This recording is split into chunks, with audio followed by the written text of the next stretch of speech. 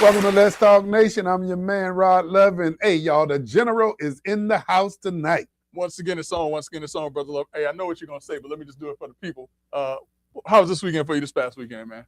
This weekend was excellent, man. I think I got into something that we're going to talk about more than I ever have. Mm-hmm. But, yeah, man, we getting quite a bit of a little rain here, but I ain't mad at it. Oh, listen, rain is good, man. We need the rain because if not, your lawn going to be looking like the Sahara Desert. You're right. How about your weekend, man? What you get into? My weekend was good, man. My weekend was good. Got a chance to relax, sit back, and watch a little soccer this weekend, and different things like that. So I know that you got a little report that you want to give on your World Cup experience. So I got into it, Greg, more than I ever have. But I guess the fact that World Cup was here, and that attention, man, that energy. I got to tell you, man, if it didn't rub off on you, if you paid any attention, even if you wasn't paying attention, I'm no soccer guy, but if you say soccer to somebody who really understands it, they'll say, don't call it soccer.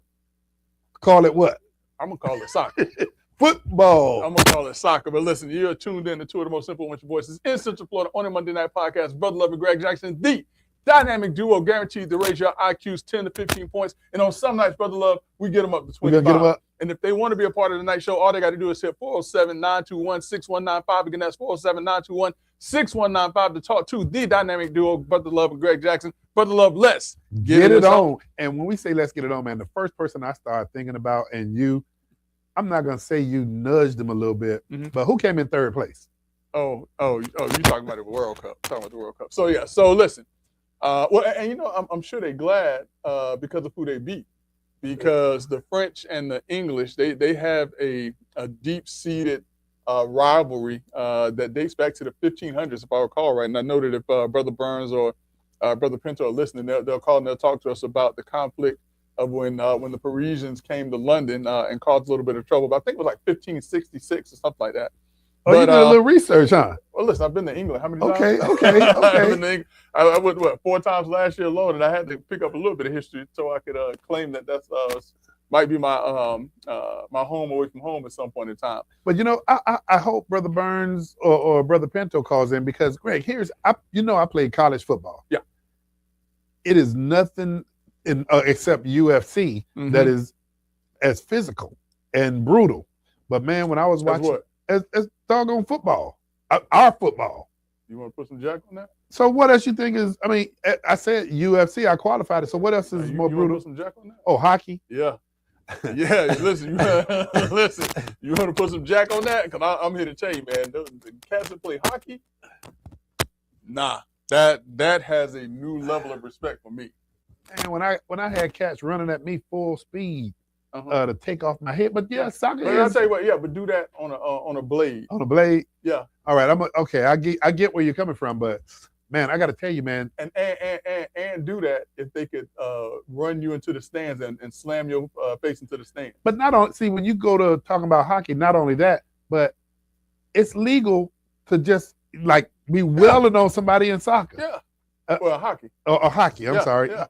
But and then the other one now, rugby, no pads.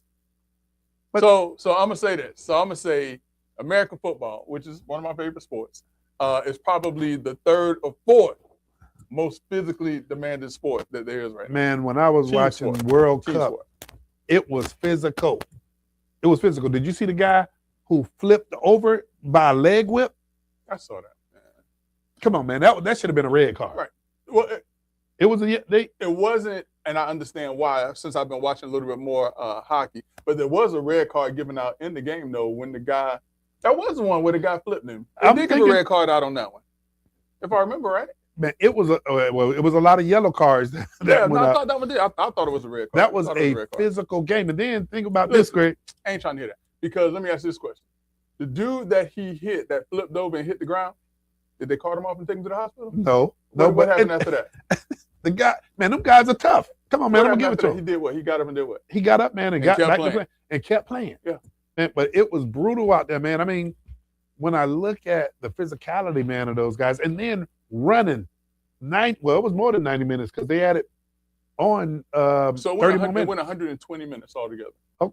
and it was only supposed to go 90 90 minutes, if I remember minutes. right. So 120, it was like 30 minutes then. Yeah, 30 minutes. Greg, that was an exciting game. And I mean, that game went 0-0 until they went into overtime. Yeah. Bro Jackson, you sound like you wanted the man leg to be hanging on by a tender. That's what Greg wanted. Listen. I mean, if we're gonna talk about sports where people get jacked up, man, let's talk about some sports people get jacked up. Yeah, I mean, it was a good game. But I'm gonna tell you this too, though. Now I'm gonna tell you this too, now, and I don't know if y'all noticed this, but if you want to see some of the best floppers in the world, watch watch soccer players. Well, there was some flops. There was a lot of flops. Hey, but then, I mean, you learn a lot of things. When that ball's in the air and they see the opposing team following the ball, running into them, they'll stop to try to draw. I mean, that's a flop. Right. So, right. I mean, it was. Or somebody run by them and they just, I saw a lot of, but listen, let me say this. Mad respect to hockey players. Let me say this right now, because I can't play hockey. And I got a lot of respect for them, mad respect for them. But, when we talk about brutal sports, hockey is not like the top 2 or 3 or 4, and maybe in the top. Hey, Pinto, call into the show. He discounting your sport. You say hockey or soccer? Soccer. Soccer. You said hockey. I said hockey? Yeah. Oh, no, my bad. No. Hockey is brutal. Yeah, hockey is up there. Hey, and Greg educated me about the penalty box for hockey, which means you're one man down. The other thing that I learned and realized, when you had a red card, Argentina actually played with one man down because you don't get to basically put another substitute. Right. Yeah, you don't substitute. Yeah, well, and the U.S. did the same thing too, though. Remember when the guy got the red card and he was out? Yeah. So, but yeah. Man, it was a good game, man. They played one man down and they still hung in there. Hey, wait, let me ask y'all this. Did you see the guy from Spain that stopped the goal with his head? He took a headshot. He saw the ball. No. I remember that. He got there. The ball hit him straight in the face. Greg, that ball ain't soft, number one. But number two, the leg strength. I'd have been going to the hospital. Maybe that's why all them dudes stayed in the game. So I'm gonna say this now. I will say this. From what I saw, soccer players they do take some real contact. So let me backtrack that a little bit. Because those guys, they do take some serious contact. Man, when he got hit in the head, man, with that ball, I mean, just full on. I said a timeout. Think about that brain moving around in their head, man. Yeah, and that's why a lot of hockey players, especially female hockey players, they were being flagged because of concussions. Because heading the ball, different things like that, hitting the ground will cause concussions. But like I said, man, a lot of respect for soccer players. I mean, it was fun watching soccer, like really for the first time, and trying to understand what was going on. And thanks, Brother Burns. He did just provide the answer to the question I thought it was 1566. It's 1066. 500. Hey, that's a long time to have a grudge. So Brother Burns is into soccer? Well, no, Brother Burns is into British history because he was raised partially in London. Okay. So similar to Brother Pinto, but Brother Pinto was born in London. Brother Burns was actually educated in London and then came back to the States. But 1066, the Norman invasion. And some of the British are still not very happy about the Normans, i.e. the French, who came into London at that time. So I'm sure that London, although England came in third place, they're happy that they came in third place, beating the French, I'm sure. So, but man, that was a heck of a doggone World Cup game. Hey, Greg, and I don't want us to move too fast, but just looking at the tensions that's taking place, man, between United States and Iran, it seems like it's not just escalating, but we're at war again. Well, so technically we're not at war. This is a conflict because the only area of the government that can declare war is Congress, and Congress has not stepped in to declare this to be a war.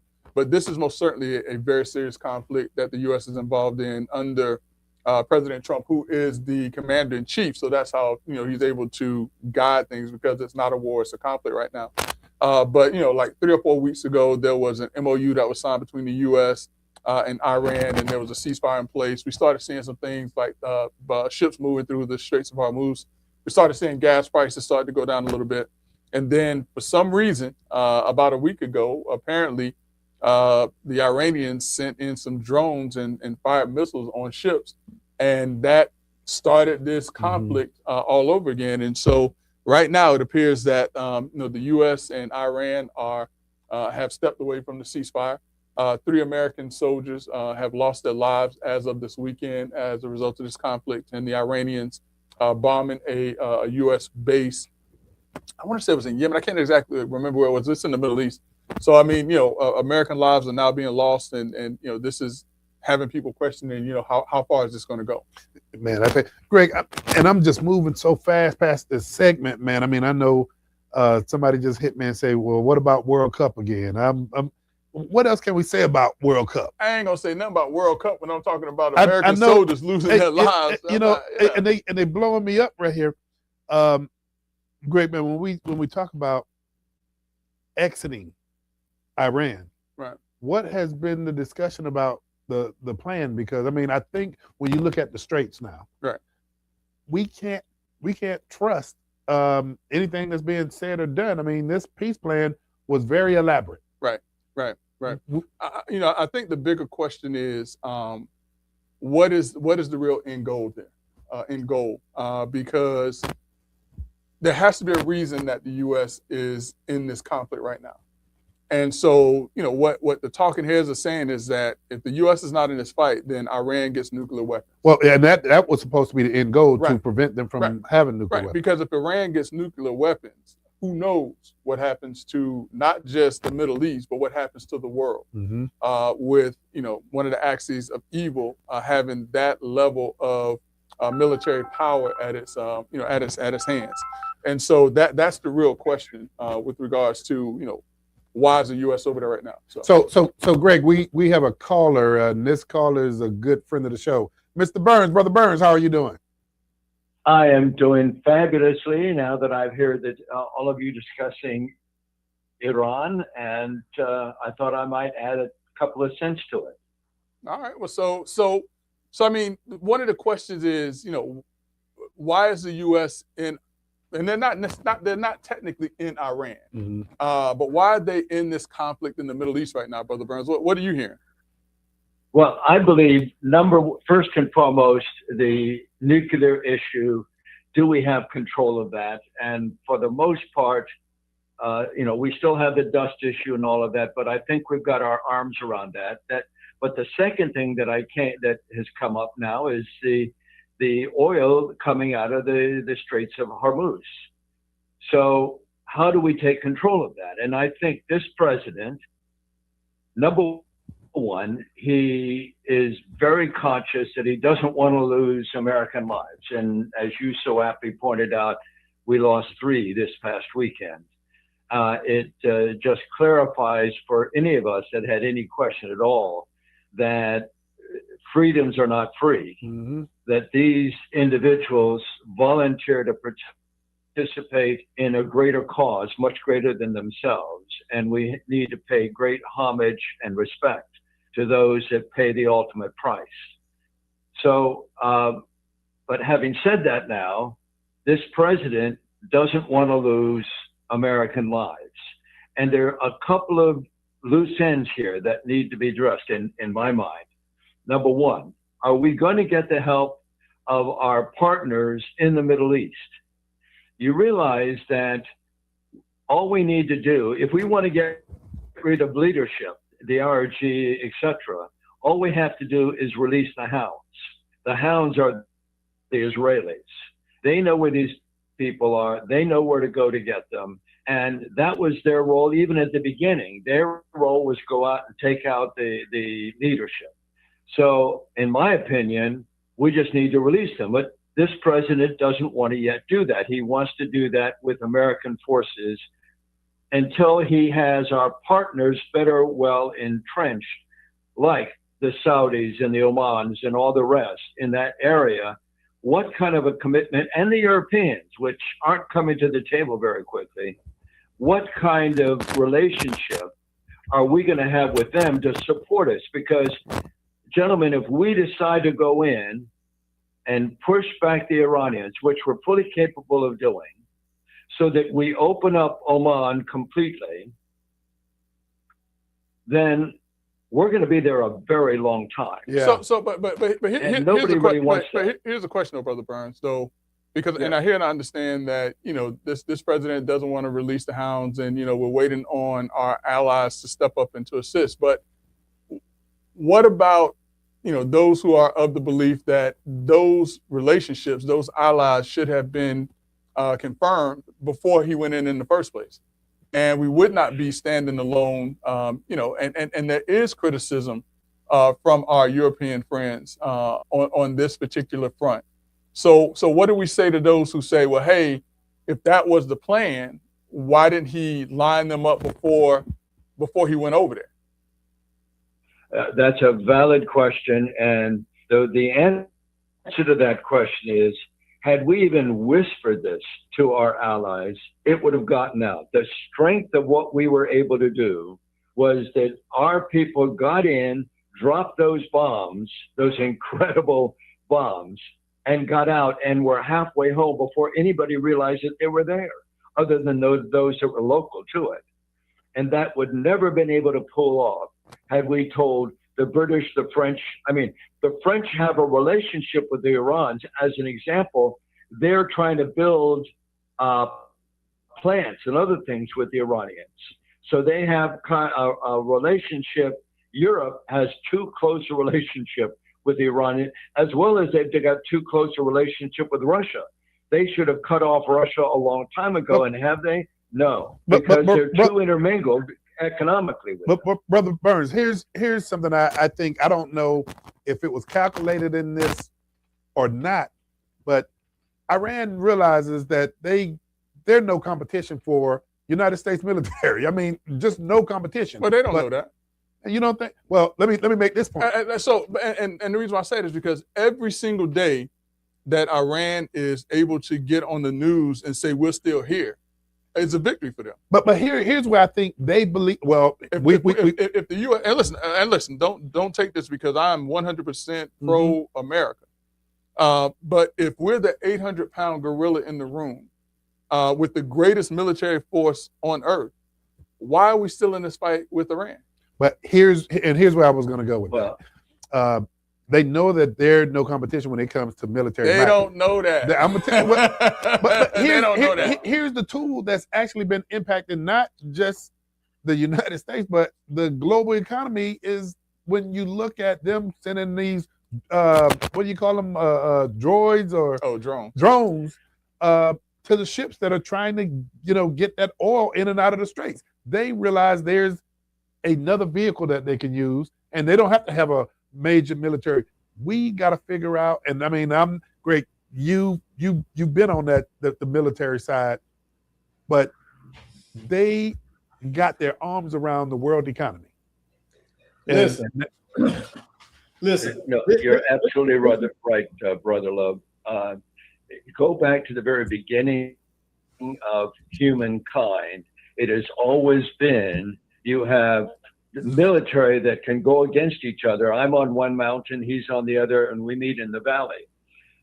But if you don't have that capability, you go to asymmetric military activity. That's what Iran has been doing from the very beginning. And it was being done in Afghanistan and that sort of thing. If you're unable to go match to match with your opponents, you do asymmetric. So this has been since the beginning of time. What's happening now? I mean, Iran has always used that. They've never been able to compete head to head.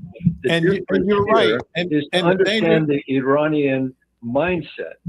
These individuals, and I had a brother-in-law who was Iranian, and he used to talk about how he was a Sunni and they were the Shia, and the Shia would actually put white clothes, gowns and such on, walk out into knowing that they were going to be shot dead, and the white would make them that much more of a target.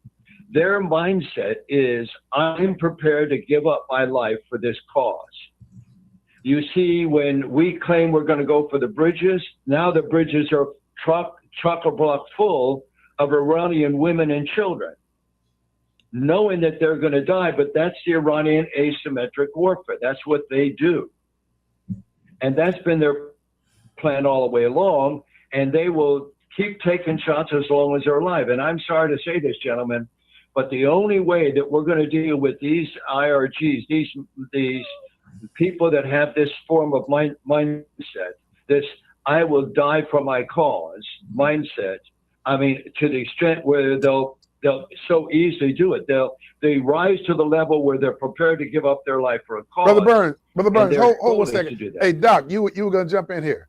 Yeah, and I wanted to piggyback off of what Brother Jackson was saying. And, you know, the 800-pound gorilla analogy is correct. But here's what I think the Trump administration is doing. They're concerned about, like John is saying, that asymmetric warfare spreading beyond where it already is. So if you go in there with a hammer, are you going to actually hit your target? Or are you going to make the battlefield that much wider? Where Iranians are now going into France and European countries and escalating bombings and terrorist activities. So I think, you know, it's caution on one hand, and we can't go in there and be as brutal as we need to be. But I don't even know if it's being brutal. My point is, how well thought out is this plan? Because right now, every single day, and I talked about this before, and Brother Burns knows that I talked about this before, because when President Trump was saying, you know, if they don't sign this deal, you know, they're gonna regret it. It's going to be the worst thing. We're going to destroy them. We're going to bomb them back to the dark ages and all of this other stuff.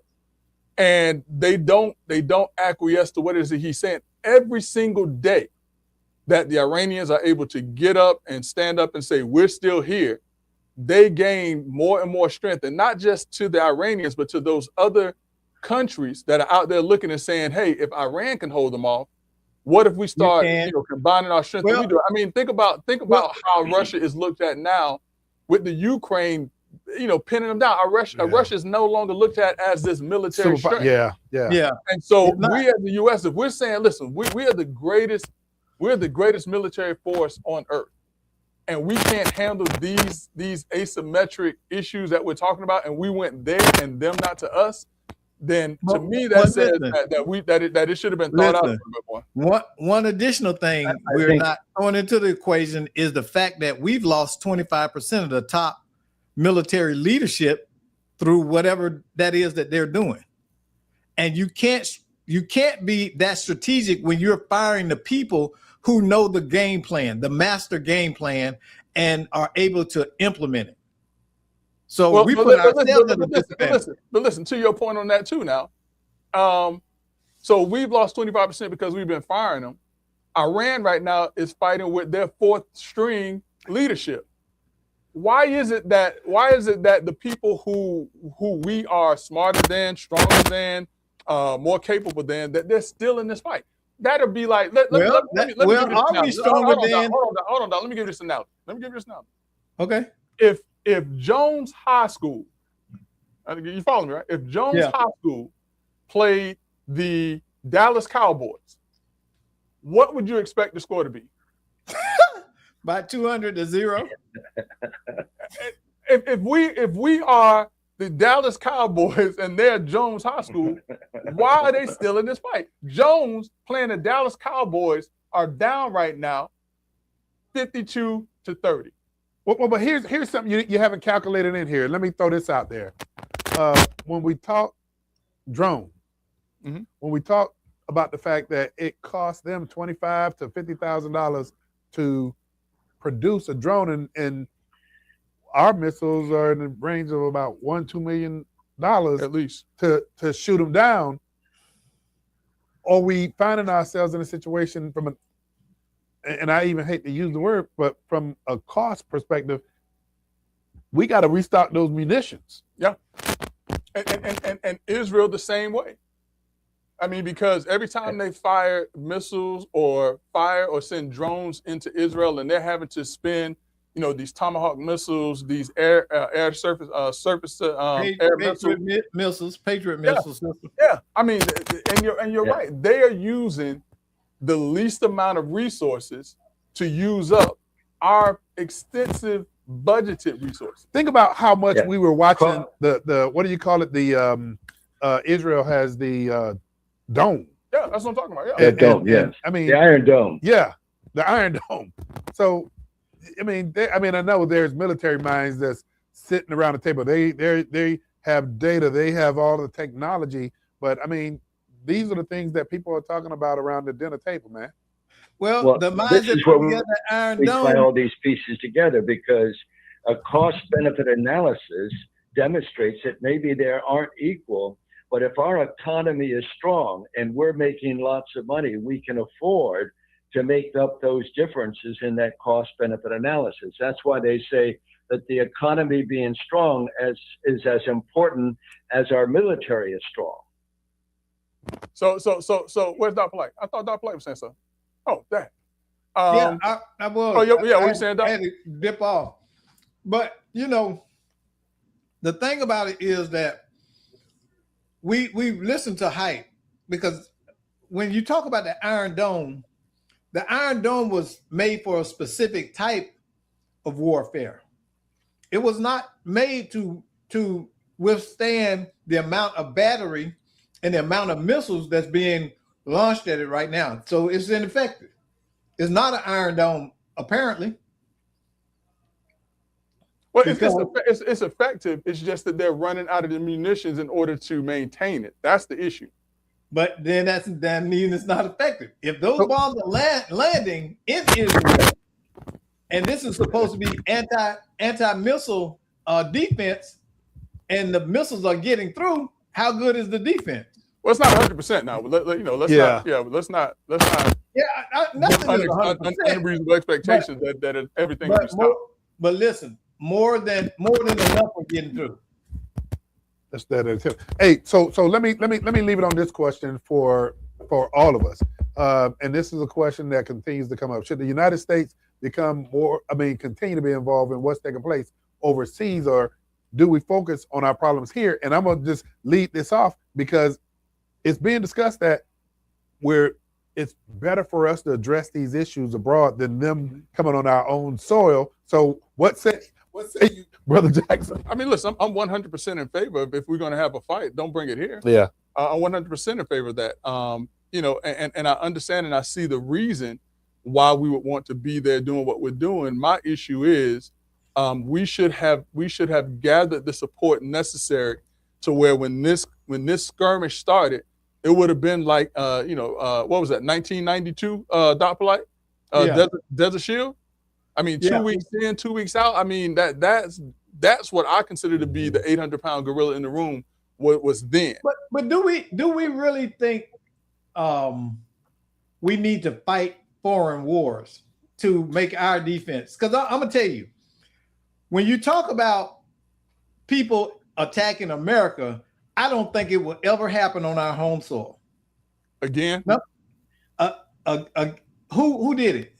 Oh, 9/11 was most certainly an attack on U.S. soil. But not that's on the grand scale of warfare. That was listen. 3,000 lives lost. That is warfare. War.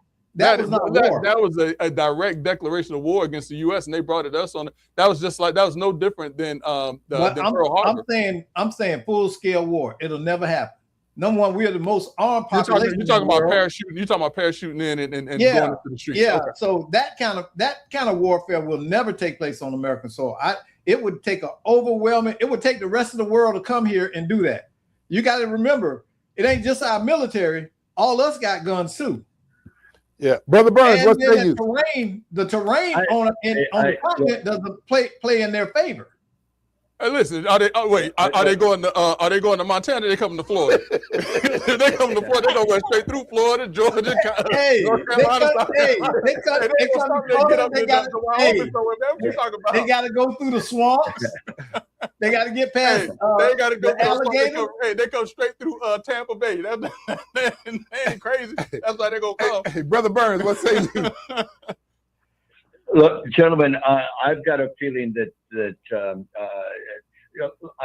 if I were to disagree with our president, I think he's looking the long-term image, and did he make every attempt to negotiate and work out a deal? I think that's where he is. That's why it's taking him so long, because again, I believe that if he decided to go in unabashed and send in the hounds along with him, then this would be done very quickly. But we learned from Iraq. Yes, we went in and came out in 2 weeks, but then we stayed forever because it got out of hand. Well, we learned from that. I don't think he or we or anyone else want to go in and take over Iran and release them so that the people, the 90 million people that can take over the 10 million that are the IRG and the others, I don't think we want to get involved in that.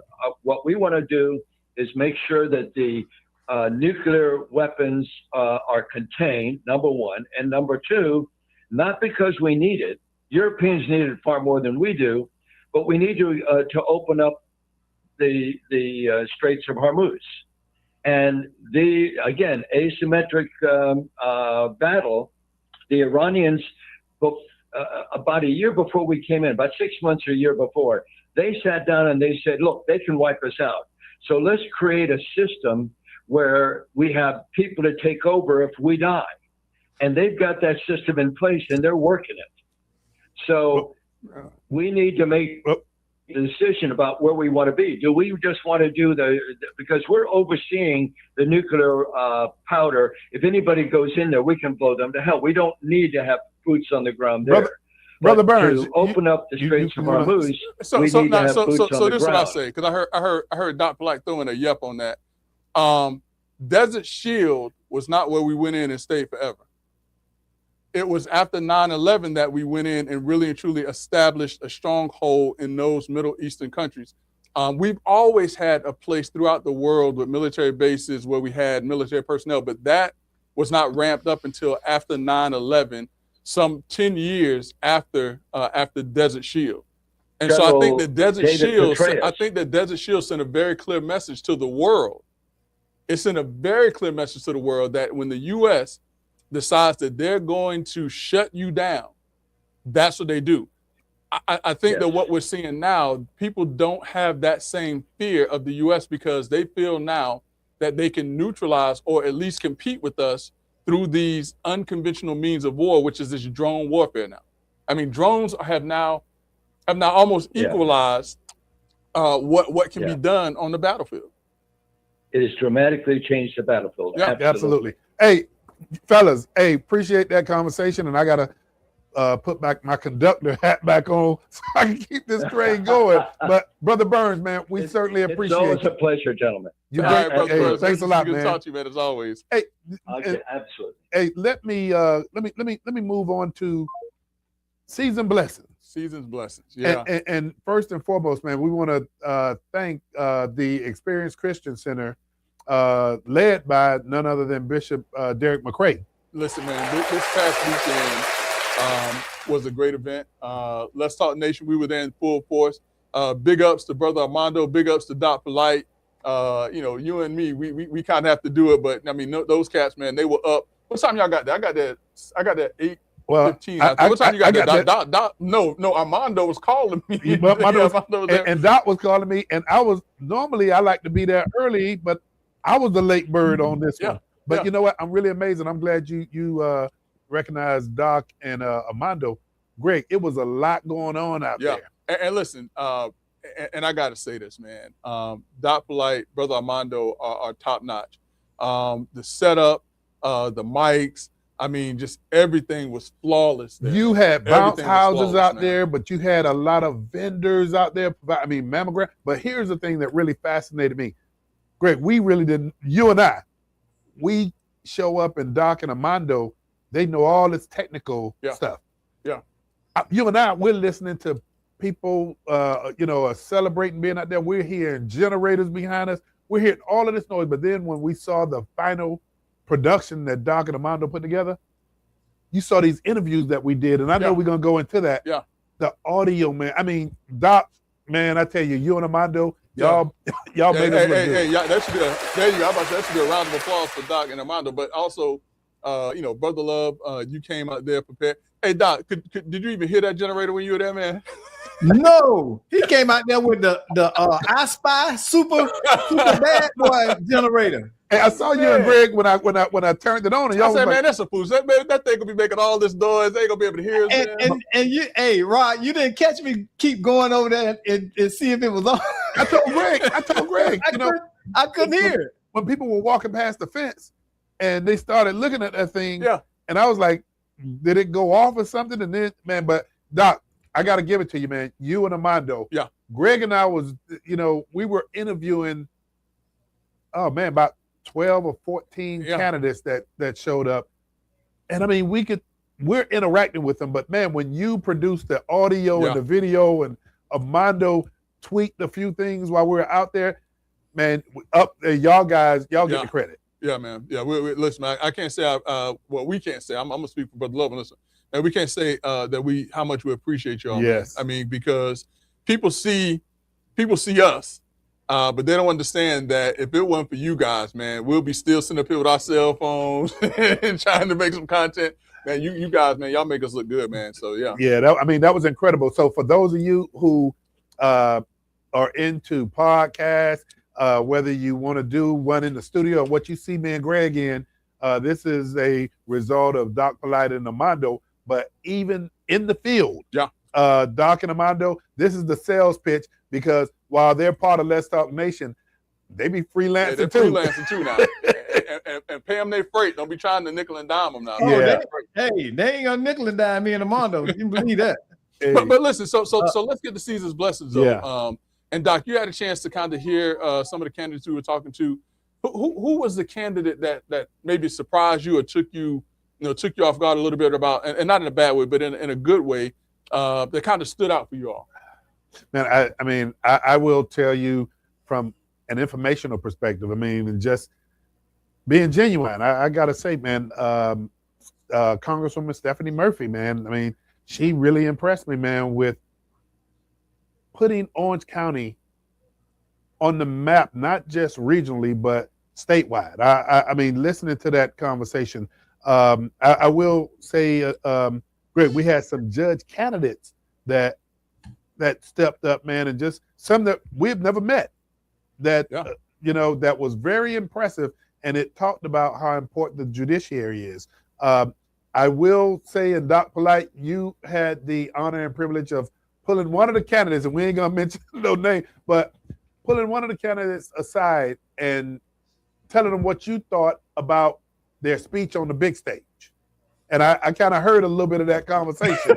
So there was a lot going on. Doc was trying to give some pointers on some things. I heard that. Yeah, there was a lot going on. Well, Greg, I wear them different hats, and what I heard was concerning. The message was right. It just was the tone of the message was delivery. Yeah, the delivery was problematic, and being seasoned politicals as we are, we all instantly was like, who is that and why are they doing that? You're right. Yeah. We did kind of stop when we heard. Yeah, but I'll tell you, who impressed me, and y'all gonna be amazed. I think is Alicia Ferrant. Keep going. Okay, the young lady that's running for school board chair. Mm-hmm. I got a chance to talk to her. Now, the other people kind of whispered to me, hey, she's MAGA. I said, I don't care if she's MAGA. What she was talking about was the school choice. And people don't know how empowering that is. And we actually need school choice more now so than ever, because the public school system is not getting it done. Doc, some of the other things that she said when she talked about, some of the things that we're all in unison. Well, I'm gonna speak for myself. In unison, when you talk about boys not being able to go in girls' restrooms, when you talk about boys participating in girls' sports, she was direct in her. Yeah, it's common sense stuff. But Doc, something that you said, and I don't want to interrupt you, but she also talked about the voucher. It was refreshing to hear that conversation as it relates to, hey, if you want to take the opportunity to have your child educated outside of the public school system with the dollars that the law allows for, you have that right to do it. So there was some conversation there, Doc, that I'm not going to shy away from. Yeah, and she had some very, very valid points, and I took it as this. Here's a woman that's really committed to fixing part of the education problem as she sees it. It wasn't so much as trying to take advantage or pit one community against the other. She was trying to say all the kids need the same opportunity, and the kids are not getting that because if the teacher is spending 90% of their time managing behaviors, when do they get to teach? Sound like Doc talking about GBA. Mhm. It's like he talking about grade When do behavior they and get to attendance teach? now. If Lil Kieran is raising hell in the classroom, and there's 30 other kids in there, he number 31. He number 31 got the other 30 hostage. Doc used to talk about Pookie. Now it's Kieran. Mhm, mhm. So Doc, you're right, but Well, that's Pookie's son. that Pookie. Hey, but there was some great conversation, Doc. And then some of the candidates. Because we were there from, we started at 9 o'clock, and I think we wound up around 12:30 or so. Those candidates just kept coming. But let me toot y'all horn because y'all made the production so easy. Cause just season delivery, I didn't have to cue you. I didn't have to tell you turn this way and speak up. And I usually have to do that in production. Rod. But me and Greg been around you for a long time, so we get tired of getting fussed at. So, but I didn't have to do that, and and it was hot out there. All of us was hot, so to be out there and have things run as smooth, that speaks to all of our professionalism. We just know what we're doing, and we do it. That's what professionals do. They show up and get it done. So yeah, let's kudos to y'all. No, I appreciate it. So let's do this. Because you said that you were impressed with Alicia Ferrant. Mm-hmm. And I will agree that on Saturday, she did say some thought-provoking things. Now, not just her now. Hold on, wait. But before you become too impressed with her, I want you to go and take a look at a school board meeting from August of 2025. Okay. And I only want you to do that because I was sitting in that meeting when there were some comments made about the oldest chartered African-American municipality in the country that I took issue with that was stated by board member Ferrant. Now, me being who I am, when I met her on Saturday, I didn't bring it up. That was neither the time nor the place. But I will tell you, I would challenge you that if you really and truly want to potentially understand the thought process of a person, go and listen to them when they are in their element, in their purest form. And I'm gonna leave it at that and let you make the decision for yourself because I've made the decision for myself. Based on the issue she spoke on, I was, I agree. Listen. When the question was asked, why did you get into this? She said because they messed with the wrong mama bear. I respect that.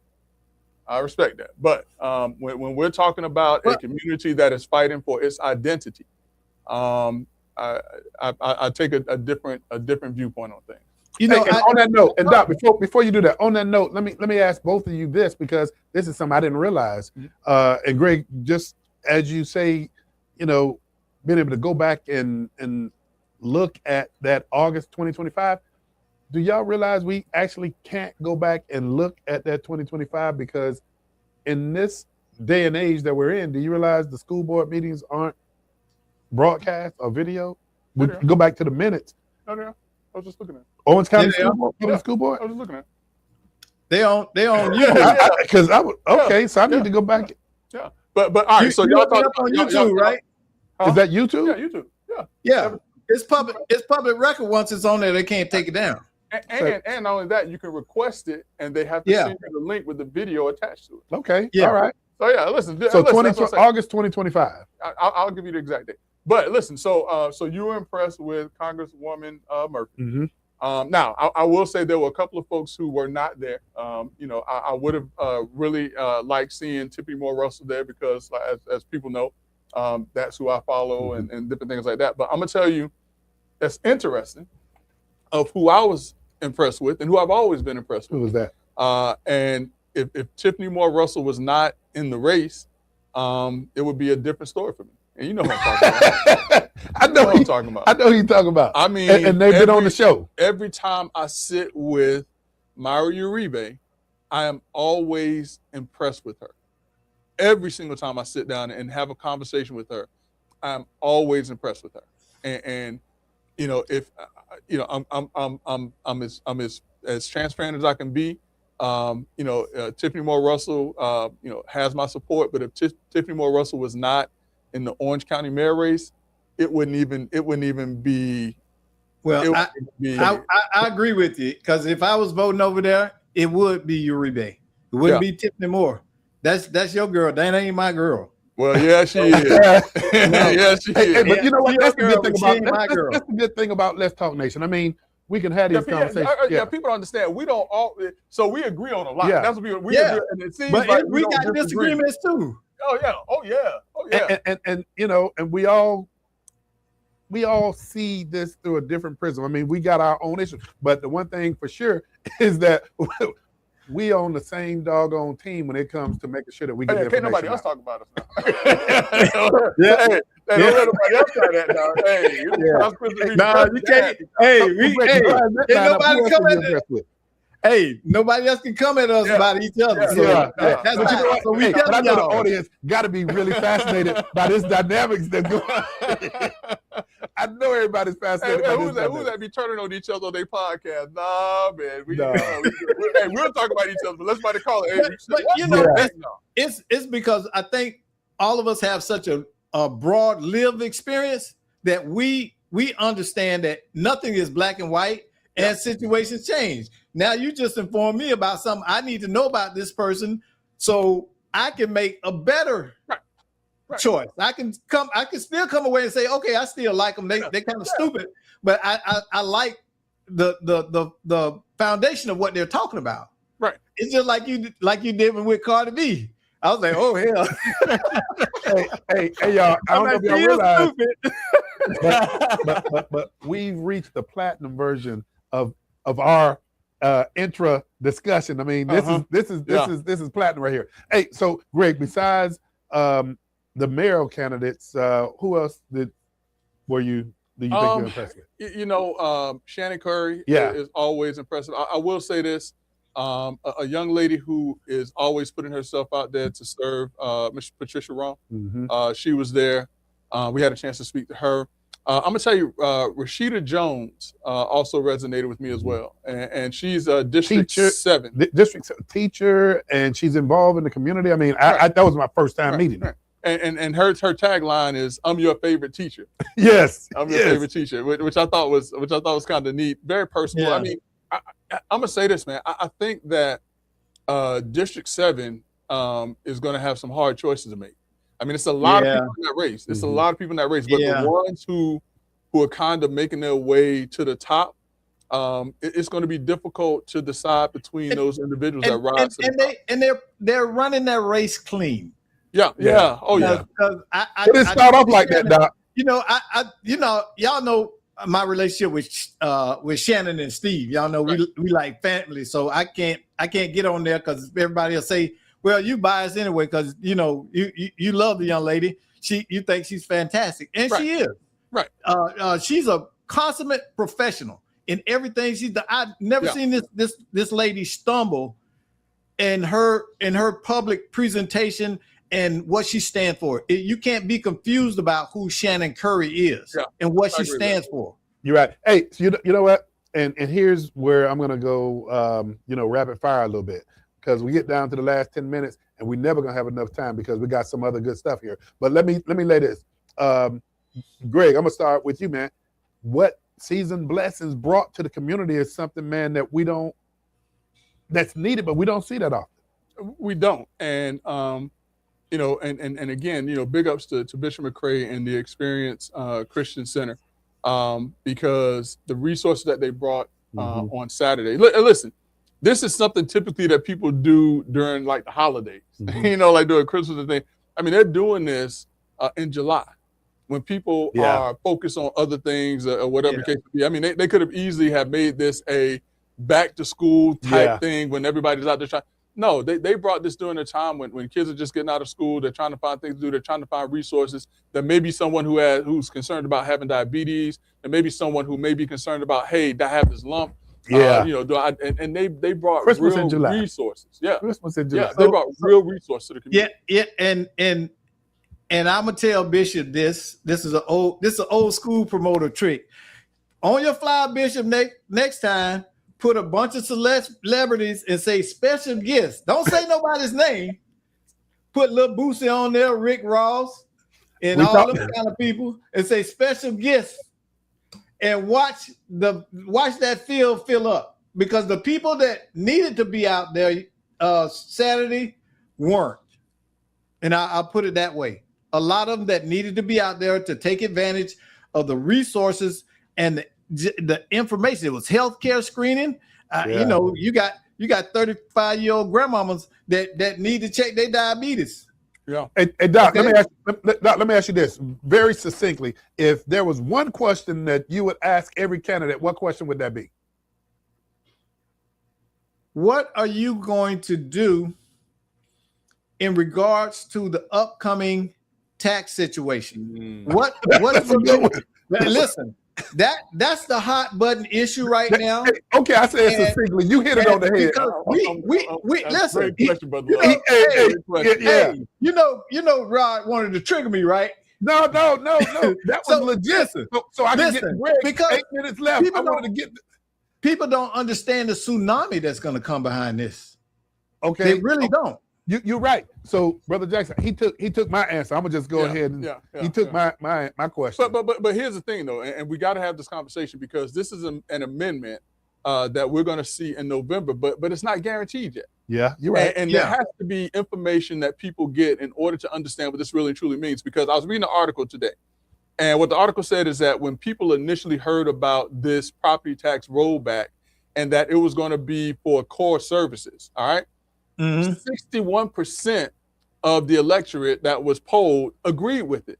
But when they then hear that this tax rollback is going to lead to an $11.8 billion shortfall that municipalities and small towns and things like that are going to have to try to find this money and where they're going to get these monies from, it's now down to 45% of individuals who support this. And I think that number is going to go down even more. So I think that as people are educated as to what this property tax amendment really does and what it really means, in particular to municipalities and the resources that will be taken away from municipalities, that it's not going to get the support that people think or hope that it will get to some extent. Okay, with that maybe, and I'm gonna just play off of what you just said, but with that maybe, off the top of your head in general, I'm gonna ask you this question. Yeah.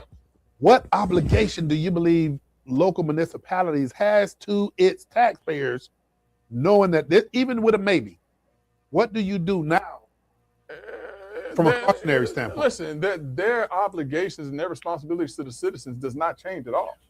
They still have to provide for infrastructure. They still have to provide for public safety. They still have to provide for education and different things like that. So, and that's the issue, that they're going to take away these monies, these funds, without any really clear-cut indication or any clear-cut direction as to where the money is going to come from. Now, I can give you some ideas about what they're saying, but how do you get $11.8 billion, or from where do you get $11.8 billion to cover that? Okay, and here's my response, and here's what I've been from the tourist tax. But you can't even touch that, because statutorily you can't touch that. But here's what I see municipalities doing. You see municipalities that normally would be increasing the number of positions, creating new positions that are what they call discretionary spending. I see them putting the brakes on that because November's right around the corner. I mean, I'm looking at it from a perspective of, and they're not affecting their first line critical services. And when I say first line critical service, I'm talking about law enforcement. I'm talking about fire department. But I do see them taking some precautions to pump the brakes versus pushing the gas. And then you see some that are irresponsible. Case in point, the municipality of Apopka. They just did one of the dumbest moves I could think I've seen in a while. Hiring a information person that's basically going to repeat information that other departments heads are already putting out there, and paying the person $180,000 a year base salary. Well, Doc, I'm gonna do you one better. They have an associate or an assistant or a deputy town administrator that's making $300,000. I saw that. Greg, is that legit? Now, ask me how much the town administrator makes. How much? 160. Yeah. Now, that's what I've heard. Now, listen. That is out there, but no, that's out there though. So allegedly, we're watching the what we thought was the death of the good old boy, but now we got the other boy. Yeah. System. Yeah. The attaboy system. And if you support me, I'll reward you. It's called patronage. It's called patronage. Listen, man. You said something that disturbed me, but how much damn information do Apopka have? It ain't got that much information. It's still Apopka. What are you gonna tell us about flowers? It's on the come up, man. APK on the come up. Hey, y'all know I love Apopka. I tried to move there. So, but do y'all believe that there's gonna be a pushback against this? I mean, do you think there's gonna be a pushback? No, because who knows about it? No, you're right. Who knows about it? You're right. And when people do know about things, they don't come to meetings to voice, and say things. Now, listen, I'm going to say this. One of the most vocal people in Apopka that comes to every meeting is sitting there and hasn't said a word. Now, he can come in and he can sit and he can jaw jack about other things, but when it's someone that he likes and he supports, he sits quietly by. And that's what bothers me about people, because here's the thing right here. Brian Nelson and I were and are friends. Mm-hmm. All right. But if Brian Nelson was doing something, I'm gonna tug his sleeve and say, "Hey, man, is that really something you want to do?" Mm-hmm. And I feel comfortable doing that. When you have someone that blindly goes or supports someone just because they don't like somebody that they used to like, then they have to sit there and they have to look stupid when that person makes bad decisions because they can't say nothing against them. Well, I told y'all and I told them to their face, they don't have no spine. When they had an issue with you and you, what did I tell them? What did I tell you I told them? And I told them, I said this, go to them like a man and say that. Don't be a little boy. But you're right. But something we haven't seen the change in that behavior. So expect them to continue to do this. This is nothing more than flavor of the month. But a simple response. And Greg, I'm gonna go ahead and this is my response to what you just said, as well as Doc. But if somebody over there can make this make sense to me, that the deputy city administrator will be making $300,000 and something, twice as much as the city administrator. What is going on? I mean, nobody's asking these questions. Well, listen, maybe this is the LeBron James of deputy city administrators. Right?